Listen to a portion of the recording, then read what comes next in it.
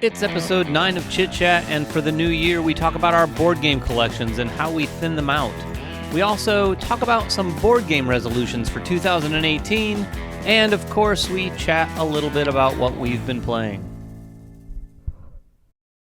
Welcome to episode 9 of Chit Chat. This is going to be a little different this week. I think this might be our first episode without Rye Guy at the end, right? This week we're going to be talking about, it's sort of New Year's is coming up. In fact, when this posts... It'll be New Year's. It will be New Year's. Happy New Year's, first absolutely. of all. So we were talking about resolutions. We were talking about our collections and culling our collections, because at the new year, we always kind of take a look at our collection, take survey of it, and determine... It's kind of like losing weight for board games, right?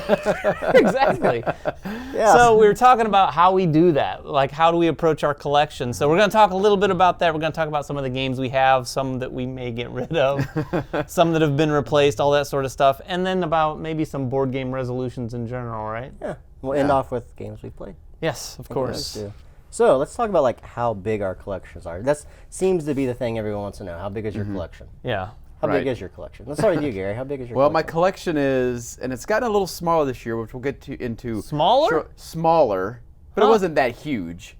So my collection right now is right around 75 games. Oh, wow. That's kind of where I want to keep. pretty it. How long have you been collecting Okay, games? so I really probably started collecting, I would say 4 years ago. Okay. And like a lot of people, I started off with, Catan. I had Ticket to Ride, Sushi Go, a lot of these games that kind of get you into it, and then I finally go to Gen Con after living in Indy for 10 years and never going, and I finally go, and you're introduced to this whole new world, and it's like, wow, there's so many more games, and I started getting in with you guys and playing these newer games, and so I just started adding to my collection. And I think the most I've had at one time is probably around 85, 90. But this past year, I've actually done 2 cullings. Really? Yeah. So one was about 10 games, the other one was about 6 games. One was for the auction, right? One was for the auction. That's always nice when something like that comes around. And then one was I sold them through the Facebook board game buy, board sell, game group, man, those trade things group. go quick. They do go quick. Yeah, they That's a generally great do. site. That's the neat thing about board games. It's such a big industry right now that if you take care of your games, people will buy them, You can and you can almost almost get your money back for pretty them. close. Pretty close. Yeah. You may have you got that whole shipping thing, but you know what? Have fun with it. If you don't play it anymore, then get rid of it. Yeah, I mean, worst case, even if you're out like $10 or $15, Yeah. you've effectively rented a game Right. for a year or two. You went to a movie for Right, $10. exactly. You played this game for a couple hours, maybe 3 or 4 times. You totally got your money's worth out of it. Yep. Yeah. That's how I look at it, too. Yeah. So my collection, I don't have a number. Like, I haven't gone through, it's been so long. You were supposed to count. Right before this. I know. It was What do you too think? much, because so in my house, I have this one big mantle. It's an extra large mantle. I mean, it's huge. It's the width of one of my living room. And I said a time ago that was going to be my collection. So anything that's not on that mantle is gone. It's also moved down. No, yeah, it's all over the place. Like, and we get so many games too. Yep. In addition, so we try things, then I want to buy things. So if I had to guess, I'd probably say that I have around 200 games in the collection. Many of those I could cull. Honestly, Right. I just haven't gotten around to it. I actually missed that auction. We mentioned this a second ago. We had one of our local game stores had an auction. When was that? It was November? October? right around November-ish. They have 2 a year. It was a great opportunity to take some of your old games. He basically held an auction with all of these sort of used games, and then Gives you store effectively credit got for it. store Gives you store credit. credit, yeah. So it's kind of a win-win for everyone involved, and it went pretty well. For They a had few about games. 900 games for the second auction, so Yeah. 900 games. So I didn't do that. So anyway, I have about 200 games, but my shelf, the one that theoretically should be my collection, holds around a little less than 100. It depends on how many small box games I have. Yeah. And I like to have them all bookended, but some have started to stack on top of the bookended ones. I've actually considered about putting maybe another shelf, and that could be my collection. So we'll see. So I have about 200 games, and mine started not with things like Catan, but I was always fascinated with miniatures type games, not like hardcore miniatures games, but like Super Dungeon Explorer. Arcadia Quest, those type those of things. kind of things. Castle Ravenloft, Yeah. those sorts of things. Gears of War, Yeah. went from Fantasy. Well, that was Fantasy Flight, right? That was one of my early games. But whenever I played those, I found that they weren't really. I never stuck with those. And then it was like you with Gen Con. I think it was 2011 I went to Gen Con, maybe 12, where I first saw Seasons, which is where I first really tried some more Euro-y sort of enthusiast games. And that's really where my collection is. Was that your headed. first kind of enthusiast game? You know what? Aside from the mini stuff? You can't quote me on this because I could be wrong, but in my memory, Seasons was one of the games, if not the first, that really got me Kind of like the catalyst for all the other catalyst stuff. for the more Euro mechanics. Even though Yeah. it doesn't look like a Euro-y game, Right. it definitely is, and it definitely is one of those games that really I started to appreciate what those games could offer. Yeah. At the maximum, I think my collection was right over 600.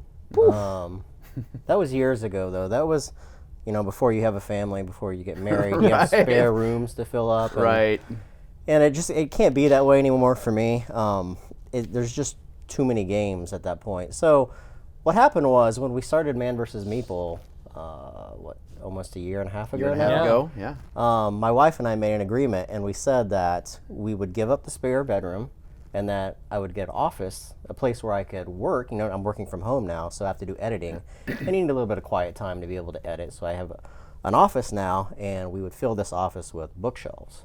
And we got some custom built-in bookshelves, and the promise to her was that my collection would always have to fit within this room.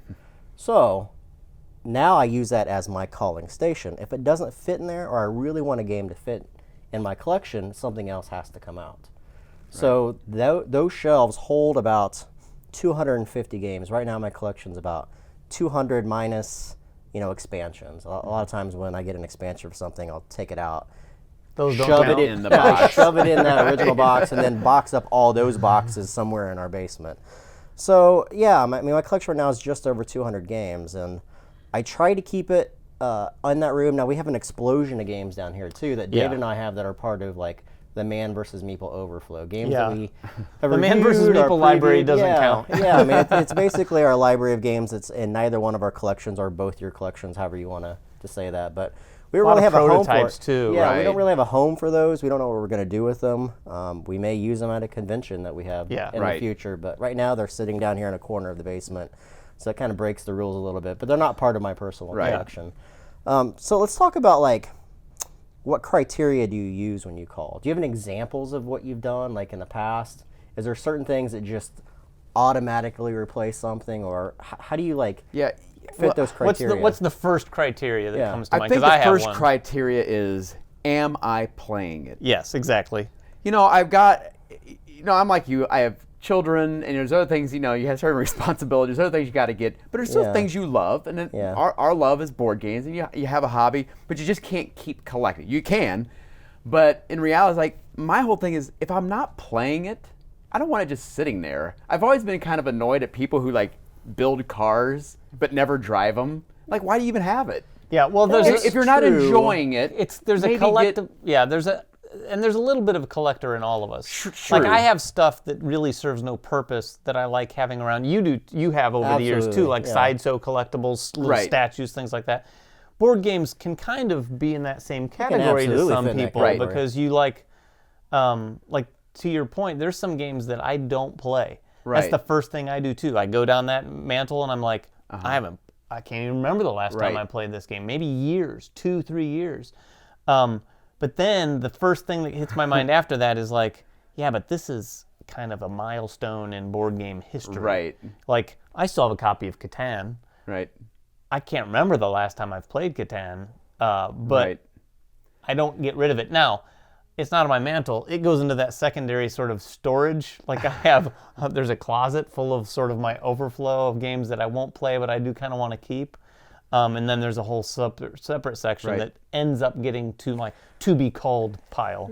Well, when I'm, if I'm not playing it, I'm sure somebody else would, and I'm fine with, if somebody else is going to have more enjoyment out of it than I'm getting out of it, then I'll let you have it. I'll replace it maybe with something else. Yeah, You know, that's you're fair, right. There too. are some of those kind of collectibles. There are some of those like there's nostalgia for you, about it. Like with you love Stone Age. I do too. It's one of the very first enthusiast games I ever bought. I have so much fun with it. I just won't get rid of it. I don't play it as much as I'd like to, but I don't get rid of it just because it has some meaning to me in terms There's of some that's kind of sentimental got me. value in there Yeah, there's for some those value, games. sentimental value in that. Yeah. But that's only a few games to me in my collection. Others, I'm like, I'm not playing it enough.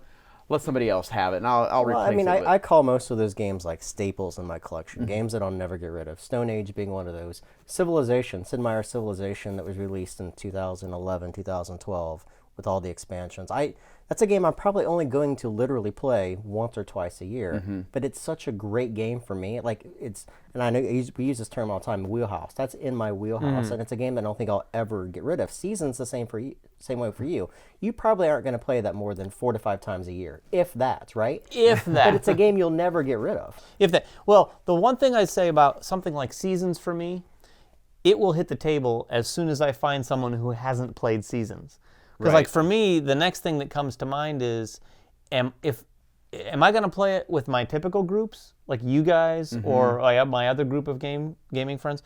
Or then the next thing is when those occasions come up where I'm playing with someone like family that are in from out of town, people who started to get into that enthusiast area of gaming, or like you who you didn't have as much of a history with the more Euro-y style of games.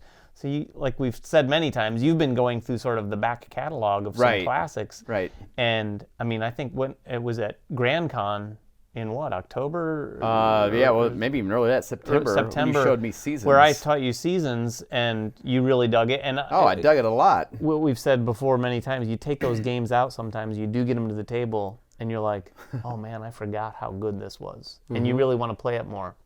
I mentioned that about Bruges recently, which Bruges, actually, for an old classic, that's one that actually genuinely comes out every once in a while for me. And I just today got one of the promo expansions, so it's going to be hitting the table again maybe this weekend. Yeah. Do you guys look at like maybe the collectability of the game too? If it's out of print, if it's something that if you got rid of it today, you may never be able to get it You back. do, Well, right? a couple. I mean, well, for the longest time, Z-Man just put out so many amazing games. They And still put do. out. They still do. Yeah. But when they they put don't- them out, that's pretty much it. They Yeah. don't do a lot of reprints. And They if almost you want have it, that Disney Vault attitude yeah, towards their games. yeah, like because I guess it's just not worth it for them monetarily, Yeah. and business side, to actually reprint a bunch for just super enthusiasts. Like I need Goa. I had to search high and low to find the Z-Man second edition of Goa because that game was so good, and I'm not going to get rid of it now. But there is some collectability in some of those games.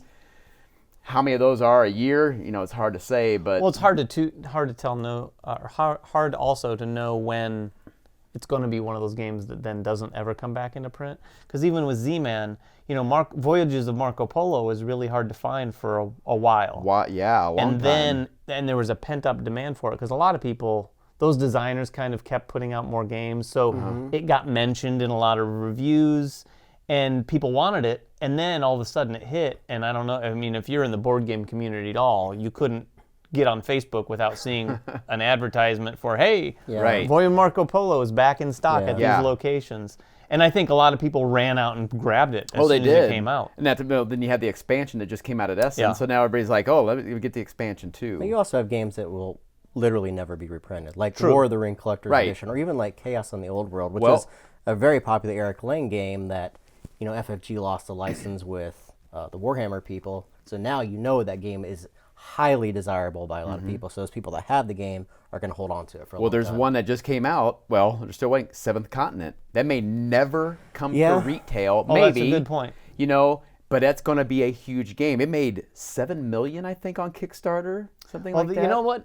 Bringing up Kickstarter in general is a really good The point. ones that have the because exclusives. Those Yeah. ones that don't may not hit retail, or even if they do in Right. limited quantities, those are ones that people always feel like, oh, I missed out. Now I don't have that in my collection. Like one of my favorites in my collection is my Orleans Deluxe Edition.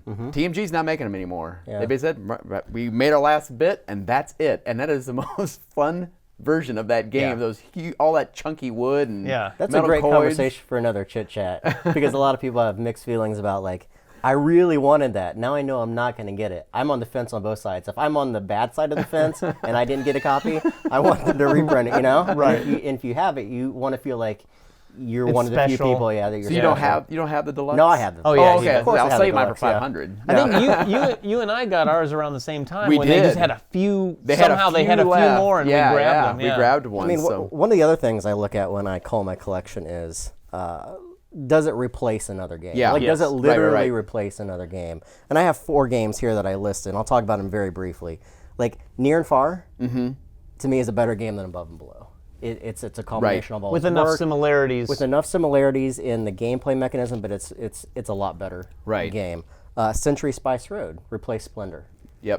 That's a good for one. a lot of people, Yep. and I like the graphic design, the artwork in that game much better. Fields of Green, Among the Stars. Oh, yeah. Like Fields of Green, Among the Stars does everything that Fields of Green does, but it has to have a lot of expansions in order to get there. Right. And Fields of Green is self-contained in one box. Plus, it has an Americana theme that's so unusual in the industry. Like, Yeah. you don't see that theme a lot. Right. And the other one is Gaia Project. I don't know at this point. I haven't played it enough to fully understand if I think it's going to replace it 100%.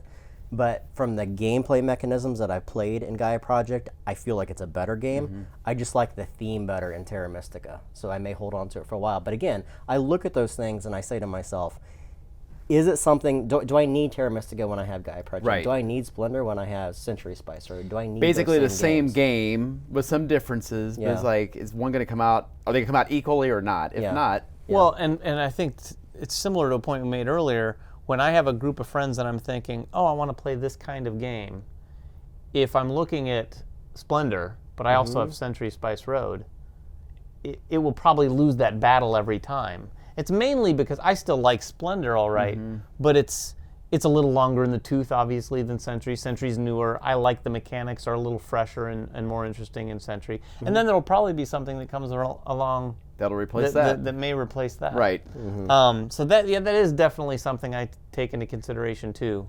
And I generally feel like there's only, in a year's time, there's only a few different groups I play with. Although the more cons we've gone to, the more new people I'm playing with. So it does bring in those opportunities to bring out some of my old favorites if they haven't played them. Yeah. Right. But it kind of helps dictate what I keep or want to keep in my collection. I have a question on the culling here for you, not to put everyone on the spot. But you're gonna. But I'm gonna. You can choose to answer one of 2 questions. What's the last game you've called? Or what's the next game you're going to call? Oh boy. Gary, you're first.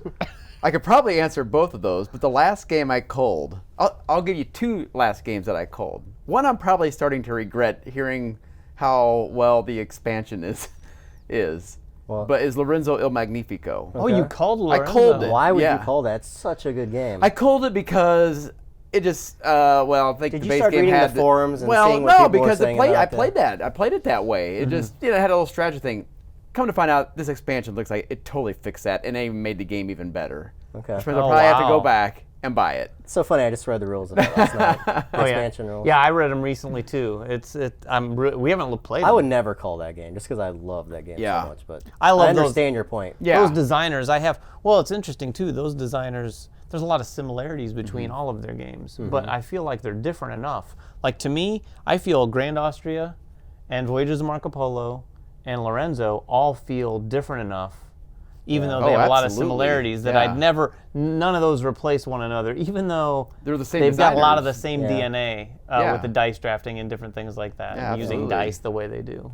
I'm about you? going to cheat. I'm going to say Pandemic Legacy Season 2 because I've beaten it. But that's a great question. I mean, seriously. That's the biggest cheat ever. You guys that have beaten the game, do you actually throw it away? Like, I have a hard time, like, chucking the game. Like, It's an interesting- Like, I feel so... I shadow box it. I have so many memories with that game because I played Yeah. that all the way through with my wife. I don't know if I want to get rid of it, but it's just literally taking up space. Please answer that question in comments because I'm going to venture a guess and say anyone who plays all the way through Pandemic Legacy, either season 1 or 2, obviously they're an enthusiast gamer. Yeah. Right. No way do they throw it out. I would tend to think the I same. can't imagine anyone's like, yeah, that was a fun experience that we invested a lot of time in. Where's the trash can? Yeah, answer that question, but also answer how often you guys call, and if you do Right. call, and what criteria you guys use. So Yeah, please. we'll move on to some resolutions for the year. What kind Yes. of board game resolutions do you guys have? So I have a couple resolutions here. We'll see if I Are stick these resolutions or these goals? A little of both, probably. Little both. Maybe All a right. little both. Okay. I'm not sure what All the right. difference is, but let's go. Let's go I with guess this. they're gonna. I'm gonna say I want to play more games that are outside of my comfort zone. There is a narrow slice of games, in my opinion, that I don't. Whenever you guys want to play, that I'm like, because we can't always get together. Like the four of us Right. with Ryan, coordinating schedules to play some of the 4-player games that we want to play. So sometimes when there's a game that we all want to play that's maybe a little heavier, maybe less heavy and more competitive, and take that, that'll be the time where I'm like, you know what? Don't worry about my schedule. You guys go crazy. But I want to push myself to try some more of those. Like something like Rebellion, which is completely... I have not tried Rebellion yet, and I feel like I really should. So if I had to personify or name one game, rather, that falls into that category, maybe it's to get Rebellion played, because I've never played that, and that probably falls into one of those games where it's pretty competitive, and there's a lot of time invested, and you either win or you lose. Let's see if you actually follow through, because there's other games that I think that you would shy away from, like Twilight Imperium, because it's a 6-hour game, or Through the Ages, because that's a 4-hour game. Right. Twilight Imperium is a perfect example, but I am not committing to playing Twilight Imperium. That's where I draw the line. There's no way I'm going to push myself that far. Broke the resolution before before No, I January. didn't make 2018 that. I yet. didn't make that resolution. But that would be one of my things. Some of the games that fall into that category, like we just talked about, heavier games. What about Star Wars Legion? That may fall in that too. Legion, miniatures. the miniatures is one that kind of falls into that category that I really want to try, and I think Legion's going to be the thing that gets me to try it. I really want to try that for sure. I would like to follow through and play more Imperial Assault. I don't know if I'm going to play that with you guys, or if I'm going to play, because I have Imperial Assault too. I've been wanting that app for a long time, or play it with my Wednesday night group with a couple of friends of mine who are more into those kind of games exclusively. But that sort of thing. Also, what's the it's slipping my mind right now, but the real heavy games, like Food Chain Magnate. Oh, okay. That the kind of Splotter game, games? the Splotter games. Those are the heaviest, driest games around, but the people who love them absolutely love them, so I feel like I should experience one. So those are some of mine. Okay. What are some of yours? Well, one kind of simple one is actually play some of the games in my collection I haven't even played yet. Ooh, do you have any shrink wrapped? One. Really? Yeah. You have only one game? Only one. That's pretty amazing. Do you have more honestly. shrink wrapped? I have 0 shrink wrap, but I've probably got a dozen games in my permanent collection that I haven't played yet. Oh, Oh, no. sure. He said shrink wrap. Yeah, yeah, I only have yeah. one game Okay. shrink. I have Okay. about 5 games that I have not played. Like, I haven't played Trajan yet. Okay. I have Oh. Hansa Teutonica I haven't played yet. Trying to think. Do you have Endeavor? I do not have Endeavor. I do have a mini that I've been wanting to play, Rum and Bones Second Tide, Okay. which I have not played yet. And a lot of people love it. I just keep, I got to get that out. I think it's more of a 2-player game. I'd like to try that too. We'll do that. Yeah. I know another thing I think is probably on all our lists. I would love to get to Essen this year. Yeah. Oh, well, yeah. You know, but that takes some planning Yeah. to get there. I would love to do that. And then I think the other big thing is because me and Ryan have been talking about it, and hopefully we can get this going. But I've ordered all the stuff, and we're gonna try to maybe start doing some Twitch streaming live board gaming. Oh, boy. So yeah, I might be a Twitch sensation. Who knows? Sweet. But yeah, so we're looking at maybe getting some of that and seeing what's out there and tapping into that world. Very cool. What about you? Finish more games. A lot of these, legacy or just, big box games like Mythic Pantheon, things like that. I'd like to start playing more of.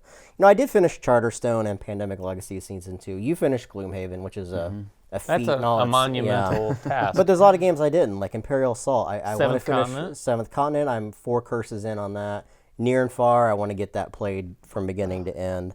And then the other thing I want to work on with David really is like really tackling we've talked about this numerous times, really tackling our review structure. Like I'd like to come up with something new I'm on the fence. I know you have your reservations about doing like a scoring system. So I'd like to see what you guys think. Yeah, I mean, a lot please of tell us. Rotten Tomatoes, IGN, like all these big, YouTube channels or just websites use scoring systems, and I think we like that as consumers, but we're on the fence because it's really hard to give something a score and then come back a week later and give something else the same score when they're two completely different games. Yeah, Right. it becomes tricky when you're doing something like, a simple party game versus Star Wars Rebellion. Yeah. And you give them both the same score. And then also, I feel Like, like what's that mean? It's Yeah. easy. It's nice on a few games, but then after doing it as many games as we review, one of my concerns is that we get caught into this situation where then we're like, well, wait a minute, we said this one was a 7.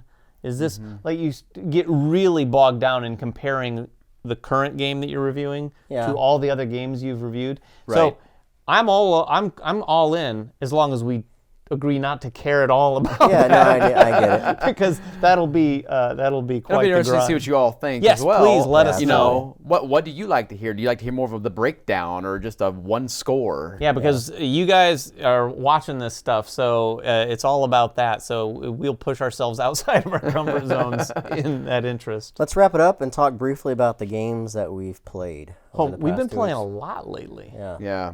We'll see. We just had basically Christmas weekend and had some friends in town from Florida, and they had never played Barron Park. Busted out the Barron Park, Nice. and they loved it. Such a great game to get into. And then I played Whistle Stop again. So it was one of my top 10s. I showed them Whistle Stop, and one of the guys, actually, I believe he went out and bought it. So, Cool. yeah. Very cool. Very cool. I played just today a couple games. One of our favorites, one of my favorites of the year, Bunny Kingdom. I taught to my sister-in-law and my niece and nephew. Oh, they like it? Oh, yeah. I mean, we were not halfway through, and they were on their devices trying to see where they could order it. Oh, really? Yeah. Oh, that's they awesome. really liked it, said it multiple times. Same reason everyone seems to like it. When you're looking at those cards and you're like, oh, I don't want to give you this card, but I really need this card right now. Everyone loves that. So I played that today. I also played a totally new game to me today. 13 Clues is what it's called. I've This heard of is the this. CMON edition of a game that came out a year or two ago. Yeah, about a year or 2. This is a pretty simple, straightforward deduction game. If you've never played it, it's got that Clue sort of vibe in terms of just being deduction. But it's also, I would say, Clue mixed with, what's the Bowser game with the cards that you hold reversed, the fireworks? Starts with an H. Hanabi. Oh, Hanabi, yes. Yeah. So you get cards, and 3 cards represent a person, place, and a weapon. They're on your little player screen, but on the outside facing everybody else, so you don't know what that is. So everyone at the table has their own murder mystery that they're solving. Oh, interesting. A little like Sherlock Holmes, actually. Yeah. I was gonna say, yeah. And then you have 2 cards that are on the inside of that no one else can see. So basically, the information you have at your disposal is all the cards from everyone else and your 2 cards, but none of the 2 cards that each of them have in front of them. And you're basically using these little magnifying glass tokens to do a couple different things on your turn to learn some information, like asking people, how many red cards do you see? Because there's suits also. Right. So you're basically trying to deduce this. I've got to admit, I'm awful at it. Like, I don't know what was happening today, but I just couldn't, it was not clicking at all. And after 2 hilarious. rounds, my sister said, oh, I have this, this, and this. I'm like, I'm not sure what I'm doing wrong. But it was a fun little game. I would recommend it. If you like deduction games, for sure. I thought it was really good. Sounds cool.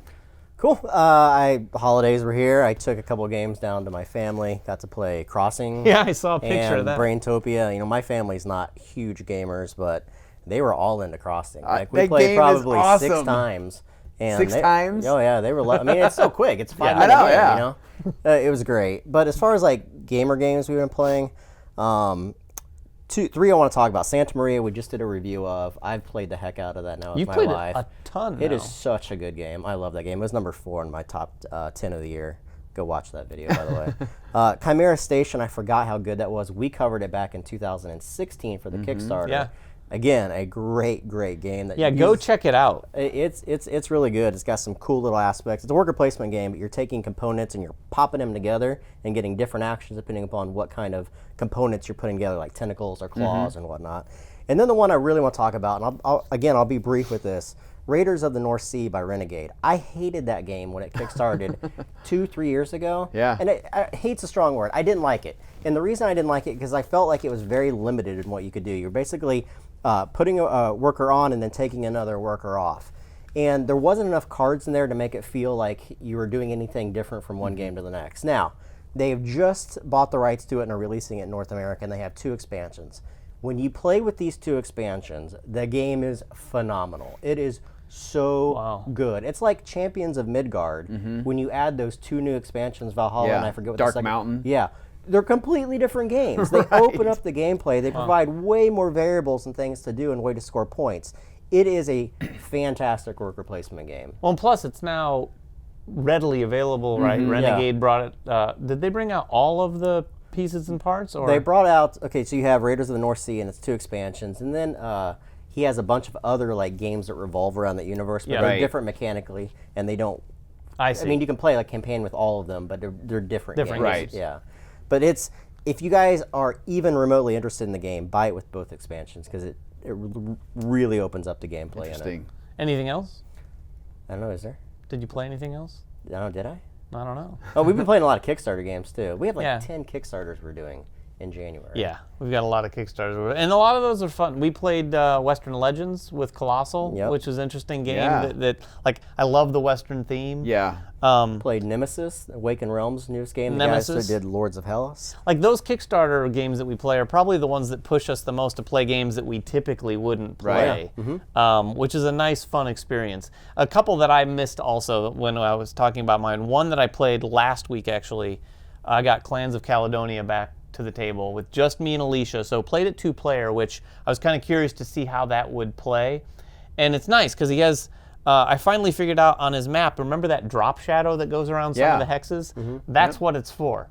So in a 2-player game, you don't use the hexes that are outside of that drop shadow. So it's forcing a smaller. Oh, and that's interesting. They even have variant rules where you can take some of the excess tiles for the ports, flip them over, and even block off some more. Right. So it tightens the map even more if you want to, which helps in a 2-player game. Great game. I mean, it's a straightforward sort of like traditional Euro, but I really like the way that game plays quite a bit. And one other one, I know some people have mixed feelings when we talk about video games, but I'm going to talk about this one because it bridges video games and board games. If you've not played any of the Jackbox games that are available on all the consoles now, including Switch, they are a blast. And I know Yeah. you I don't even know what you're talking about. I know. Oh, they are so much fun. So I'm going to bring one over and we're going to play it. There's a game called Fibbage on one of the Jackbox games. They're largely like a lot of board games that we've played. So Fibbage is one of those sort of lying games where a question will be asked on the television and it's through your console, but you log in with any device.